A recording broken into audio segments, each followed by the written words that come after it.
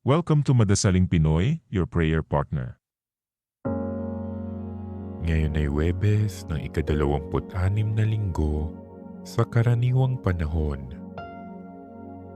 Ang mabuting balita ng Panginoon ayon kay San Lucas. Noong panahong iyon, ang Panginoon ay humirang pa ng 72. Pinauna niya sila ng dala-dalawa sa bawat bayan at pook na patutunguhan niya. Sinabi niya sa kanila, "Sagana ang aanihin, ngunit kakaunti ang mga manggagawa.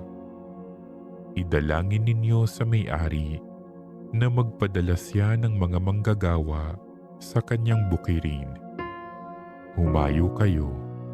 Sinusugo ko kayong parang mga kordero sa gitna ng mga asong gubat.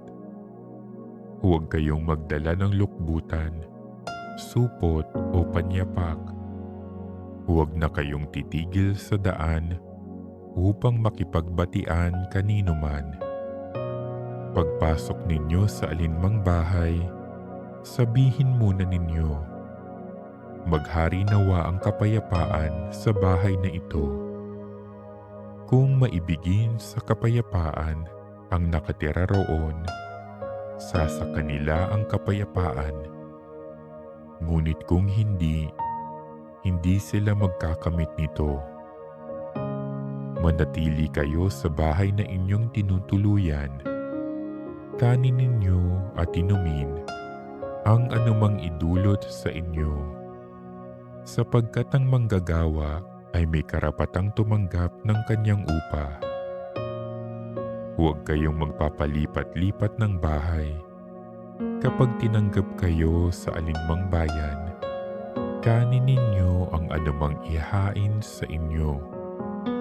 Pagalingin ninyo ang mga may sakit doon at sabihin sa bayan, nalalapit na ang paghahari ng Diyos sa inyo. Ngunit sa alinmang bayang hindi tumanggap sa inyo, lumabas kayo sa mga lansangan nito at sabihin ninyo, pati ang alikabok dito na dumikit sa aming mga paa ay ipinapagpag namin bilang babala sa inyo.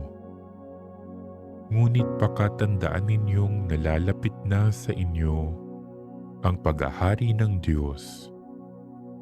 Sinasabi ko sa inyo, sa araw ng paghuhukom ay higit na mabigat ang kaparusahan ng mga tao sa bayang yaon kaysa dinanas ng mga taga-Sodoma. Ang mabuting balita ng Panginoon.